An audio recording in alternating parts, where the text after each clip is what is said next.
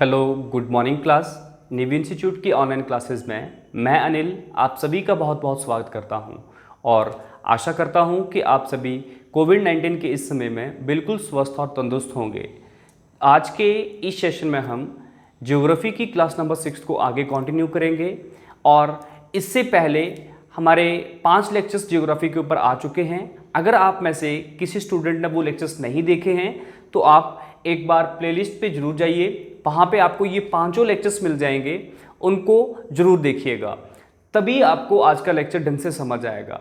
अगर आप बीच में से लेक्चर्स को स्किप करोगे तो उससे आपको जो आगे आने वाले लेक्चर्स हैं वो आपको समझ नहीं जाएंगे और उससे जो आपका इंटरेस्ट है वो खत्म हो जाएगा। जब इंटरेस्ट खत्म हो जाएगा तो पढ़ाई का तो मतलब ही नहीं बनता है उसके बाद। तो हमें ऐसा नहीं करना है, हमें रेगुलर डे टू डे जो आपके पास मटेरियल आ रहा है उसको आपने बढ़िया से पढ़ते चलना है।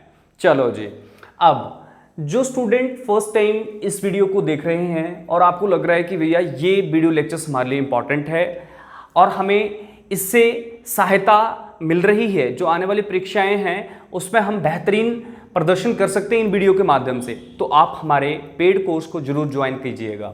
हमारे पेड कोर्स को ज्वाइन करने के लिए जो तरीका है वो आपको 9459802085 पे कॉल करके पूरा पता चल जाएगा। आप अगर इंटरेस्टेड हो तो इस कॉन्टैक्ट नंबर पे जरूर एक बार कॉल कीजिएगा, आपको सारी चीज़ें ढंग से समझा दी जाएंगी। चलो जी, आ जाओ आज के लेक्चर्स के ऊपर।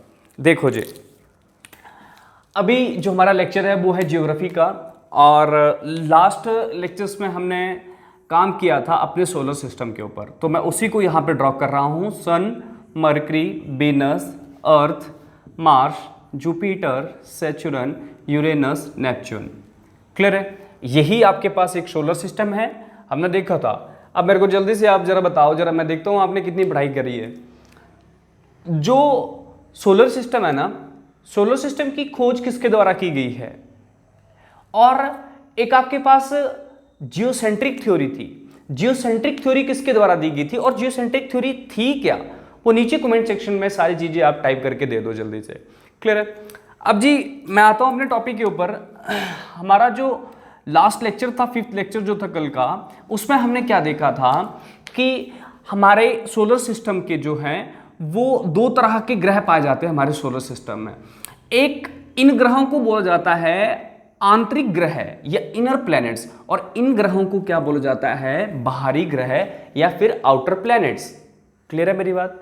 हमने इनर प्लैनेट से काम करना स्टार्ट करा था और हम पहुंच चुके थे मार्स के ऊपर। इससे जुड़े जितने भी तथ्य महत्वपूर्ण थे और जो परीक्षा में लगातार पूछे गए हैं वो हमने सारे के सारे डिस्कस करे हैं।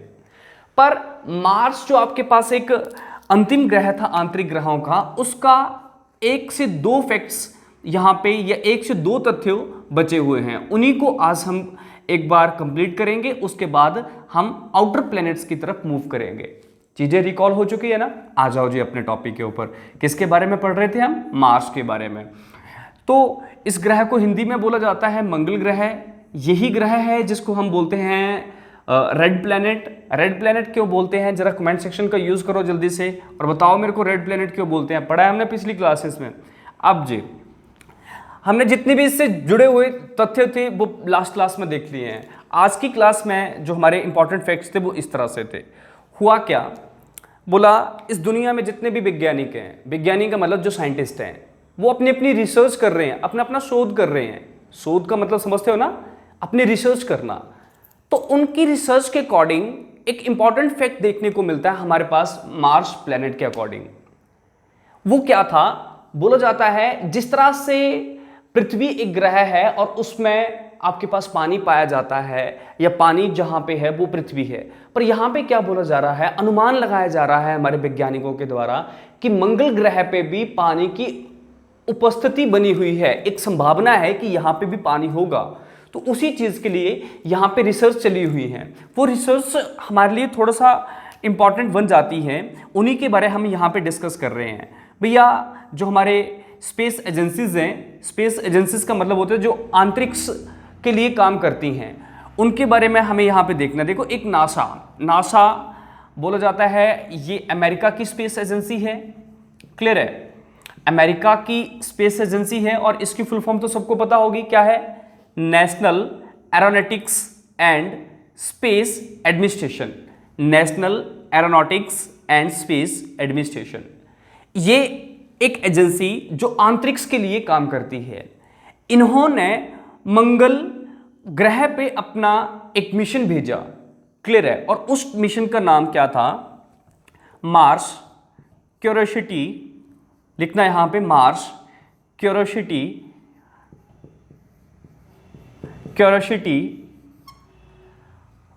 मिशन या रोवर, मार्स क्यूरियोसिटी रोवर, इस तरह से आपके पास नाम था। जो यहाँ पे इन्होंने सैटेलाइट भेजा। ये जो आपके पास सैटेलाइट था बोला जाता है 2012 में इसको यहाँ से भेजा गया था। किसके लिए इसको भेजा गया है? कि भैया क्या सच में मंगल ग्रह पे जीवन की संभावना है? जीवन की संभावना का मतलब क्या हो गया? क्या मंगल ग्रह में पानी की उपस्थिति है?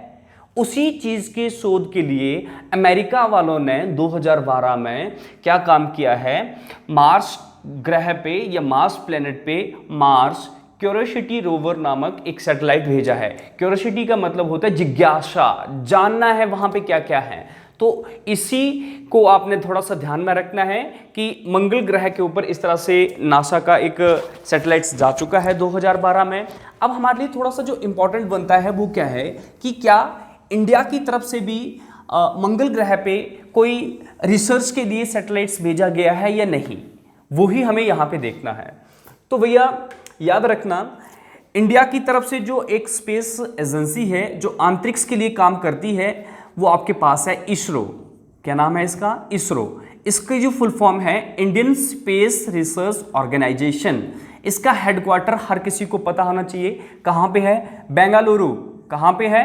बेंगलुरु। अगर मैं इसके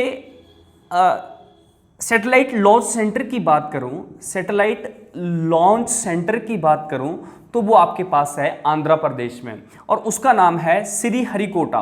क्या नाम है? श्रीहरिकोटा। हरिकोटा। ये यहाँ पे एक रॉकेट लॉन्च सेंटर है। रॉकेट लॉन्च सेंटर का मतलब क्या? जो एक मशीन बना दी गई है ना जिसको अंतरिक्ष पे भेजना है, उसको भेजा कहाँ से जाता है? कहाँ से? श्रीहरिकोटा, या इसको सतीश धवन स्पेस सेंटर भी बोला जाता है। और ये है कहाँ पे? आंध्र प्रदेश में। कहाँ पे है? आंध्र प्रदेश में। तो इतनी चीजें क्लियर हो चुकी है ना। तो बोला जाता है भारत की तरफ से भी मार्स के लिए एक मिशन बनाया गया और उस उसको सैटेलाइट के माध्यम से ऊपर भेजा गया है। किसके लिए? रिसर्च के लिए। कब भेजा गया वो हमारे लिए इंपॉर्टेंट है, याद रखना। बोल जाता है 5 नवंबर 2013 को 5 नवंबर 2013 को भारत की तरफ से एक मार्स ऑर्बिट मिशन के नाम से एक सैटेलाइट मार्स पे भेजा गया है। और उसका भी काम क्या है कि वहाँ की जो आपके पास चीज़ें हैं उनको एक बार देखना कि रियलिटी में क्या सच है कि वहाँ पे पानी की उपस्थिति है, क्या सच में वहाँ पे जीवन की संभावना है या नहीं है। अभी बहुत सारे न्यूज़ चैनल तो मान चुके हैं कि नहीं, मार्स पे जीवन की संभावना है, क्लियर है। तो ये चीज़ हमारे लिए इंपॉर्टेंट थी कि मंगल ग्रह पे हमारे वैज्ञानिकों का मानना है कि यहाँ पे जीवन की उपस्थिति हो सकती है। तो इसके अकॉर्डिंग आपके पास क्या था? इसरो का आपके पास जो सैटेलाइट है वो 5 नवंबर 2013 को मार्स ऑर्बिट मिशन के नाम से श्रीहरिकोटा आंध्र प्रदेश जो रॉकेट लॉन्च सेंटर है इसरो का, वहाँ से उसको लॉन्च कर दिया गया था। और उसका काम क्या है? वहाँ पे शोध करना। ये चीज़ें क्लियर है भैया? तो ये आपके पास इंपॉर्टेंट फैक्ट्स थे किसके बारे में? मार्स के बारे में। अब तो क्लियर है ना। अब आ जाओ जी जुपिटर के ऊपर। जुपिटर, हाँ जी, क्या बोलते हैं जुपिटर को? जल्दी से बोलो जरा। जुपिटर को हिंदी में क्या बोलते हैं? बृहस्पति। बृहस्पति, क्लियर है। अब जी जुपिटर के बारे में तो मैक्सिमम स्टूडेंट्स को एक इसका फैक्ट तो पता होगा भैया, ये सबसे बड़ा ग्रह है, सबसे बड़ा ग्रह है, क्लियर है। Biggest planet in our solar system is known as a Jupiter. हमारे सौरमंडल, हमारे सौर परिवार का एक सबसे बड़ा जो ग्रह है वो है जुपिटर, क्लियर है ना। हमने देखा था ना अपनी पहले की क्लासेस में, वही सारे फैक्ट्स हम यहाँ पे देख रहे हैं। सबसे बड़ा है, अब इसके बारे में और जो इंपॉर्टेंट चीजें चलती वो क्या है, बोला जाता है ये जो जुपिटर है ना, जुपिटर के अकेले इस ग्रह के 79 सैटेलाइट्स हैं। क्या बोला गया, इसके अकेले के 79 सैटेलाइट्स हैं। क्लियर है, इंपॉर्टेंट है। पहले इनका जो आंकड़ा था बोला जाता था कि 67 था, अब नए खोजे गए हैं 12। नए कितने आए हैं, 12। लास्ट टाइम देखा था ना आपने न्यूज़ चैनल में, है ना, एक न्यूज़ आइकन बना हुआ था ये जुपिटर, कि भैया जुपिटर में 12 नए उपग्रह और खोजे गए हैं। तो देख लो, अब आप खुद ही समझ सकते हो कि ये कितना बड़ा एक ग्रह होगा। देखो, अगर मैं अपने पृथ्वी की बात करूं, पृथ्वी का एक उपग्रह है ना, उसका नाम है चंद्रमा। भाई चंद्रमा की तरह यहाँ पे कितने हैं, 79 प्लैनेट सैटेलाइट्स हैं। क्लियर है, सैटेलाइट्स क्या होता है वो भी हमने ढंग से डिस्कस करा है, तो ये भी आपके पास इंपॉर्टेंट फैक्ट है। नेक्स्ट आपके पास इंपॉर्टेंट क्या है, इसमें बोल जाता है कि ये जो 79 सैटेलाइट्स है ना, इसमें जो सबसे बड़ा सैटेलाइट है वो पेपर में पूछा जाता है, और उसका नाम है गैनीमिड। ज्ञानी या गैनीमिड भी बोल देते हैं, अपने हिसाब से प्रोनाउंसिएशन कर लेना, अलग अलग बुक में अलग लिखा है। गैनीमिड, क्या नाम है, गैनीमिड। इंपॉर्टेंट है, 79 सैटेलाइट्स में से सबसे बड़ा जो आपके पास सैटेलाइट है जुपिटर का, वो कौन सा है, गैनीमिड। और हमारे वैज्ञानिकों को क्या यहां पे मानना है, अगर मैं पूरे सौरमंडल की बात करूं, पूरे सोलर सिस्टम की बात करूं, तो इसमें सबसे बड़ा उपग्रह भी यही है। सबसे बड़ा उपग्रह भी यही है। मैं जो बोल रहा हूं उसको जरा एक बार रिप्ले करके देखना ना, पीछे करके देखना वीडियो को कि क्या बोल रहा हूं मैंने बोला कि भैया 79 सैटेलाइट्स हैं जुपिटर के, जो कि सबसे बड़ा है साइज में। अब उसमें 79 में से इंपॉर्टेंट जो है वो गैनीमिड है, जो कि सबसे बड़ा है इस जुपिटर ग्रह का, और वो ही आपके पास जो उपग्रह है वो पूरे सौरमंडल, पूरे सोलर सिस्टम का सबसे बड़ा है। तो ये बहुत बड़ी बात है। क्लियर है। और जुपिटर के बारे में भाई हम बहुत सारी चीजें पढ़ चुके हैं, जरा बताओ मेरे को। एक आपने पढ़ा था इसका रोटेशन टाइम तो इसका मोस्ट ही इंपॉर्टेंट है। क्यों भैया, क्योंकि ये एक ऐसा ग्रह है ना, यहां पे सबसे जल्दी दिन हो जाता है। जिस तरह से पृथ्वी जब अपने एक्सिस के ऊपर घूमती है ना, तो वो कितना टाइम लेती है, लगभग हम कितना काउंट कर रहे हैं, 24 आवर।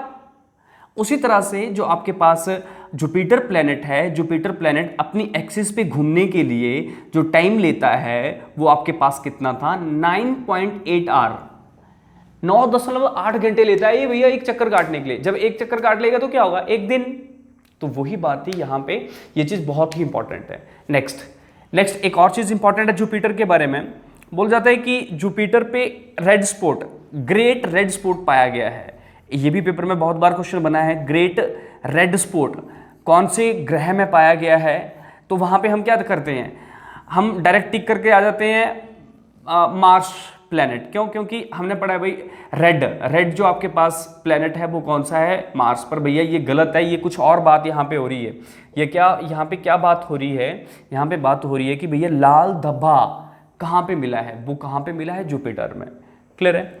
ये चीज़ें हम सबके लिए इंपॉर्टेंट है, आपने ये बढ़िया से चीज़ें प्रिपेयर करते चलना है। अच्छा जी, तो अपने नेक्स्ट टॉपिक के ऊपर मूव करें।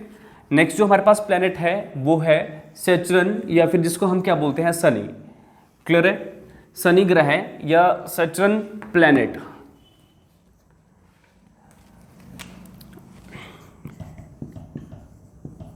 सैटर्न, क्लियर है। शनि ग्रह की बात करूं तो इसके बारे में सबसे इंपॉर्टेंट क्या है, ये साइज में दूसरा बिगेस्ट प्लैनेट है। दूसरा सबसे बड़ा ग्रह कौन सा है, सैटर्न, शनि की बात करी जाती है। अब इसके बारे में और जो इंपॉर्टेंट चीजें हैं वो क्या हैं, बोला गया अगर मैं सैटर्न की बात करूं तो बोला जाता है इसके अपने 82 सैटेलाइट्स हैं। बात समझ आ रही है, इसके अपने 82 उपग्रह हैं। क्लियर है, सैटेलाइट, कई बार मिस्टेक हो जाती है, स्पेलिंग एडजस्ट करना है आपने, स्पेलिंग से हमें कुछ लेना नहीं है, पर गलत भी नहीं होनी चाहिए वैसे तो, है ना। हाँ, तो सैटेलाइट की बात करी गई। सैटर्न के आपके पास कितने, 82। अब आपसे एक क्वेश्चन पूछा जाता है भैया, हमारे सोलर सिस्टम में कौन से प्लैनेट के सबसे ज़्यादा सैटेलाइट्स हैं? तो इसका जो बिल्कुल राइट आंसर बनेगा वो क्या बनेगा? सैटर्न। कितने हैं? 82। और दूसरे के कितने हैं? जुपिटर के 79। पर याद रखना कुछ समय पहले जुपिटर के सबसे ज़्यादा उपग्रह थे। क्यों? क्योंकि यहाँ पे थे 67 और यहाँ पे थे 62। 67 के बाद नए खोजे गए 12 और 62 के बाद यहाँ नए खोजे गए 20। तो अब इनकी संख्या कितनी बन गई? 82। क्लियर है? ये भी इंपॉर्टेंट है। नेक्स्ट आ जाओ। बोला जाता है जो हमारा सैटर्न एक प्लैनेट है, उसका जो आपके पास डेंसिटी है या उसका जो घनत्व है वो सबसे कम है। हम कितनी मान के चलते हैं? लगभग 0.7 इसकी डेंसिटी है ना? सबसे कम इसकी डेंसिटी है। डेंसिटी क्या होती है? जल्दी बोलो जरा। डेंसिटी ये होती है ना, मास अपॉन वॉल्यूम। क्लियर है? जब हम एक प्रैक्टिकल करते हैं कि एक पानी की बकेट पकड़ ली, उसमें एक नीडल मतलब रख लो, एक जो हम क्या एक स्क्रू रख लो, मतलब लोहे का कोई एक कील है ना, लोहे की कील, उसको हमने क्या करा? पानी के अंदर छोड़ दिया है। भाई हम देख रहे हैं वो पानी के अंदर ऐसे डूब जा रही है, चाहे वो छोटी सी कील क्यों नहीं है। पर जब हम कोई बड़ी लकड़ी पकड़ रहे हैं ना, जिसका वेट उस छोटी सी कील से काफी ज्यादा है, तब भी हमने क्या यहाँ पे देखा कि वो डूब नहीं रहा है। तो वो हमें क्या कहाँ से पता चलती चीजें? डेंसिटी के साथ। तो यहाँ पे क्या बोल जाता है, जितने भी सोलर सिस्टम हैं उनमें से जो सबसे कम आपके पास डेंसिटी है वो कहाँ की है? सैटर्न की या फिर शनि ग्रह की। क्लियर है चीजें? और हमारे वैज्ञानिकों का ऐसा मानना है, अगर इस सैटर्न को उठा के कहीं बड़े से पानी वाले हिस्से में रख दे तब भी इसका कुछ नहीं होने वाला, ये नहीं डूब सकता है। क्यों? क्योंकि भैया इसका जो आपके पास डेंसिटी है, घनत्व है, वो बिल्कुल कम है। पर ये पॉसिबल नहीं है कि इस प्लेनेट को उठाया जाए और पानी के हिस्से में रखा जाए, पर फिर भी हम एक कल्पना कर सकते हैं। क्लियर चीज़ है? नेक्स्ट इस प्लेनेट के बारे में इंपॉर्टेंट जो है, बोला जाता है 82 सैटेलाइट्स है ना, 82 सैटेलाइट्स में से जो सबसे बड़ा सैटेलाइट है उसका नाम है टाइटन। क्या नाम है? टाइटन। और ये इंपॉर्टेंट है, याद रखना भैया, है ना। जो मैंने यहाँ पे लिखे है ना, सबकी बात नहीं कर रहा हूँ, एक ही की बात करें तो एक तो पढ़ना पड़ेगा ना। टाइटन इतना बड़ा है बोला गया कि जितना हमारे पास मरकरी प्लेनेट है। टाइटन एक आपके पास सैटेलाइट है और मरकरी एक आपके पास क्या है? प्लेनेट है। मरकरी का जितना साइज है ना, लगभग उतने साइज का आपके पास कौन है? टाइटन उपग्रह, जो कि किसका उपग्रह है? शनि ग्रह का एक उपग्रह है। ये भी सही हो चुका है। क्लियर है? पर याद रखना ये सबसे बड़ा उपग्रह नहीं है, ये सबसे बड़ा उपग्रह नहीं। सबसे बड़ा उपग्रह किसका था? जुपिटर का। क्या नाम था? गैनीमेड। क्लियर है? अब जी एक और चीज सैटर्न से लगातार बनी है, आपने ये चीज सुनी है ना, बल्ले का मतलब कि यहाँ पे रिंग्स हैं। क्लियर है? तो आपको ये याद रखना है, हमेशा पेपर में पूछा जाता है ऐसा कौन सा ग्रह है जिसमें छल्ले बने हुए हैं या रिंग्स हैं, और ये आपके पास बल्लियों की जो संख्या है वो कितनी है? 4। क्लियर है? और इन्हीं रिंग्स के कारण बोला जाता है जो आपके पास ये प्लैनेट है ये पीले रंग का दिखाई देता है, येलो कलर का दिखाई देता है। इसीलिए इस पूरे प्लैनेट को हम एक और नाम देते हैं कृषि का देवता। पेपर में ये भी पूछा गया है, कृषि का देवता किस ग्रह को कहा जाता है? तो आपको अब ये चीजें बिल्कुल पता चल चुकी हैं। अब आ जाओ जी नेक्स्ट टॉपिक के ऊपर। नेक्स्ट जो आपके पास इंपॉर्टेंट प्लैनेट था वो आपके पास है यूरेनस। क्या नाम है? यूरेनस। सच में ये इंपॉर्टेंट है। देखो जी, यूरेनस की बात करूं, इसको हिंदी में अरुण बोला जाता है। और इसके बारे में सबसे पहले तो आपने ये चीज़ लिखनी है, बोल जाता है इसकी जो खोज है वो विलियम हर्शेल के द्वारा 1781 में की गई है। कब की गई है? 1781 में विलियम हर्शेल के द्वारा इसकी खोज की गई है। क्लियर है? अब जी, अब ये आपके पास इंपॉर्टेंट क्यों है? बोला जाता है ये जो ग्रह है ना, ये आपके पास सूर्य की तरफ बोला जाता है, ये झुका हुआ है सूर्य की तरफ। यूरेनस जो आपके पास एक प्लैनेट है वो एक तरह से टिल्टेड है, इसीलिए इसके झुकाव के कारण इसे हम लेटा हुआ ग्रह भी कहते हैं। क्या बोलते हैं? लेटा हुआ ग्रह भी इसे कहा जाता है। आकार के हिसाब से कितना, कौन से नंबर का ग्रह है ये? तीसरा सबसे बड़ा ग्रह है। तीसरा सबसे बड़ा ग्रह कौन सा है? नाम है यूरेनस। इसको हमने पूरा बढ़िया से क्लियर करा है, जिन्होंने पूरी वीडियोस देखी है उनको पता चल रहा है कि मैं क्या बोल रहा हूँ। ये भी सही हो चुका है। अब सबसे इंपॉर्टेंट एक और फैक्ट इसका चलता है, बोला जाता है कि जो यूरेनस आपके पास एक प्लैनेट है, उसमें जो रोटेशन है वो आपके पास ईस्ट टू वेस्ट होती है। क्लियर है? इसमें जो रोटेशन है वो ईस्ट टू वेस्ट होती है। पूरे सौरमंडल में केवल 2 ही ग्रह ऐसे हैं जिसकी जो रोटेशन है ईस्ट टू वेस्ट होती है। एक तो मैंने यहाँ लिख दिया ना, एक आपको पता है, वो जल्दी से नीचे लिख दो जरा। ईस्ट टू वेस्ट का मतलब क्या है? फॉर एग्जाम्पल हमारा ये प्लेनेट है, प्लेनेट में ईस्ट यहाँ पे होता है, वेस्ट यहाँ पे होता है ना। जब मैं इसको यहाँ पे मिटा दूंगा तो ये ईस्ट हो गया, ईस्ट टू वेस्ट। तो ईस्ट टू वेस्ट आपके पास कौन सी आई? नाम था यूरेनस का। ये क्यों है? अगर आपने लास्ट क्लासेस लगाई हैं तो आपको पता होगा। अब जी, अब आ जाओ जी अपने नेक्स्ट टॉपिक के ऊपर। नेक्स्ट जो हमारा टॉपिक है वो है नेपच्यून। नेपच्यून के बारे में चीज़ें देखेंगे। नेपच्यून को हिंदी में बोला जाता है वरुण ग्रह। नेपच्यून को हिंदी में क्या बोला जाता है? वरुण ग्रह। नेपच्यून, नेपच्यून को हिंदी में क्या बोला जा रहा है? वरुण। देखो जी, सबसे खास इसके बारे में क्या है? अगर मैं पूरे सोलर सिस्टम की बात करूं तो सबसे लास्ट जो आपके पास प्लेनेट है वो कौन सा है? नेपच्यून। क्या नाम है? नेपच्यून। तो ये आपके पास क्वेश्चन डायरेक्ट बन जाता है, सूर्य से सबसे अधिक दूरी पे बैठा हुआ ग्रह है वो कौन सा है? नेपच्यून। सबसे नजदीक पे कौन है? मरकरी। क्लियर है? अब इसकी इतनी दूरी होने के कारण इसका रेवोल्यूशन टाइम जो है वो सभी प्लेनेट में से सबसे ज़्यादा है। कितना है इसका रेवोल्यूशन टाइम? बताओ जल्दी से बोला। कितना है? 165 ईयर। कितना है भैया? 165 ईयर।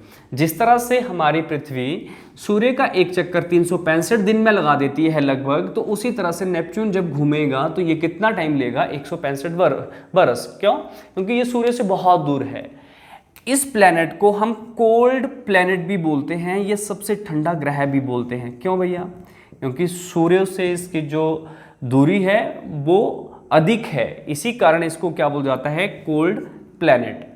इसके बारे में एक और चीज़ इंपॉर्टेंट हमारी जो बुक्स बताती हैं, बोला जाता है इसकी जो खोज है वो जोहन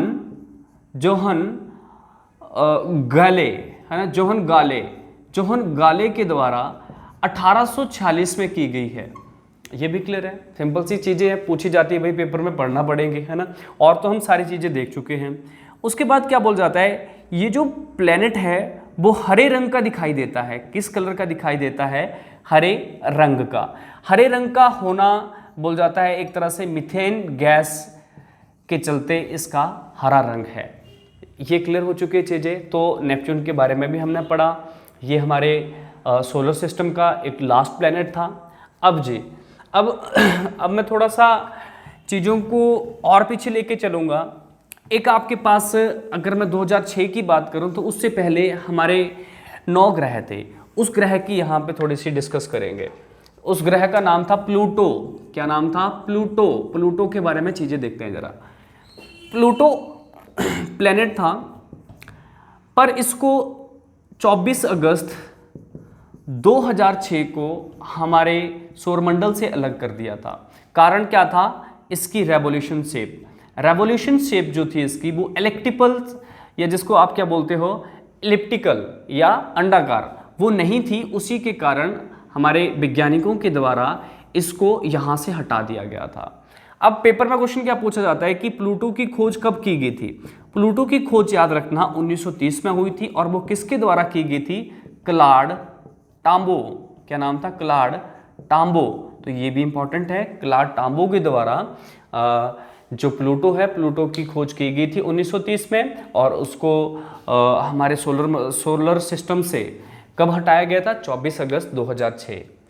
अब सारे जो हमारे प्लैनेट्स हैं वो ख़त्म हो चुके हैं। अब जी आ जाते हैं थोड़ा सा नेक्स्ट टॉपिक के ऊपर। देखो जी,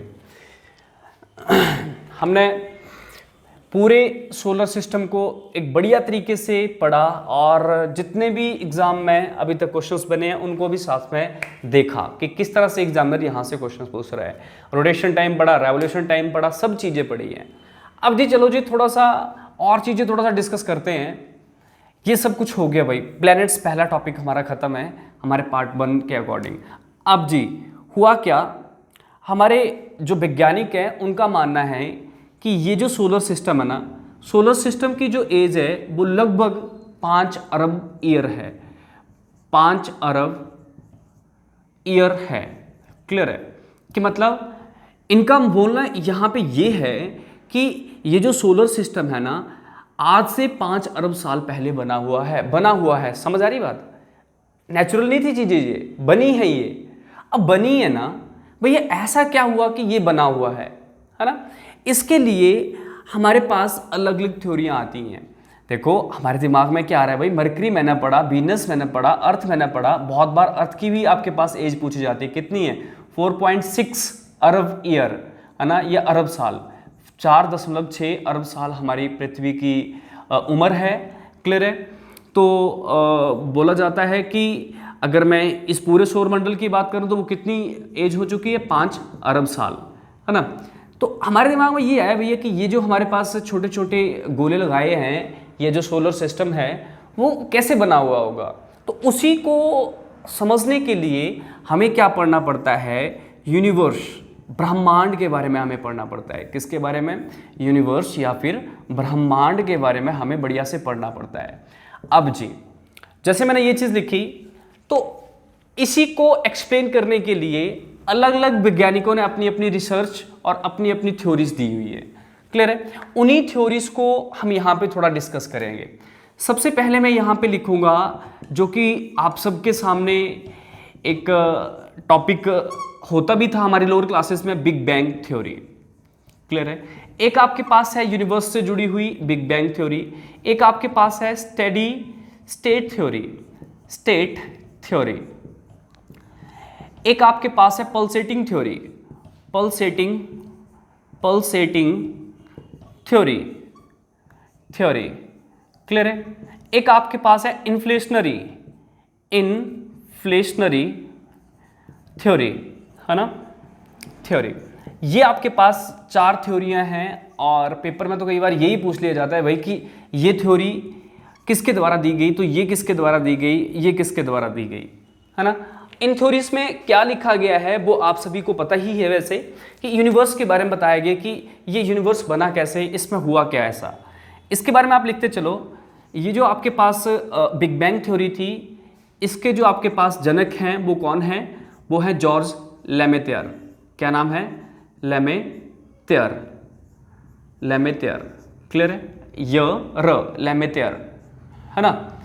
और अगर मैं स्टडी स्टेट थ्योरी की बात करूं तो वो आपके पास थे थॉमस गोल्ड और हर्मन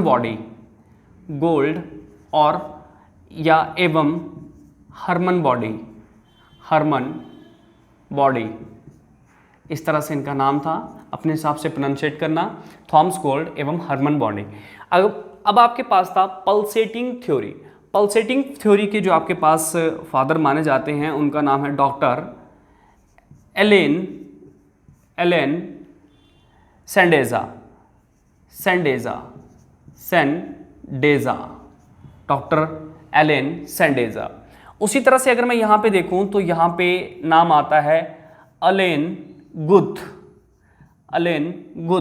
तो ये आपके पास इंपॉर्टेंट है, बार बार पेपर्स में यही आपके पास चीज़ें पूछी जाती हैं कि भैया बिग बैंग थ्योरी के आपके पास फादर कौन हैं? जॉर्ज लेमेतेयर। स्टडी स्टेट थ्योरी के जो हैं वो थॉमस गोल्ड एवं हर्मन बॉडी, और पल्सेटिंग थ्योरी के डॉक्टर एलेन सेंडेजा, और इन्फ्लेशनरी थ्योरी के कौन थे? Allen Guth. क्लियर है चीज़ें? अब जी इन्होंने क्या बताया कि जो हमारा ब्रह्मांड है उसकी उत्पत्ति कैसी हुई है। हमें पहले ब्रह्मांड पढ़ना पड़ेगा ना, पीछे का समय देखना पड़ेगा, फिर पीछे के समय से हमें ये चीज़ें पता चलेंगी भैया कि ये चीज़ें आगे कैसे बनी, है ना? तो अब हमारा जो आगे का लेक्चर होगा उसमें हमारा जो टॉपिक रहेगा ब्रह्मांड की उत्पत्ति। क्लियर है? तो आज के लिए काफ़ी है ये पूरा लेक्चर। अगर आपको ये लेक्चर पसंद आता है तो ज़रूर इसको आप शेयर करें। आज के लिए काफ़ी है, मिलते हैं नेक्स्ट लेक्चर में। थैंक यू, धन्यवाद।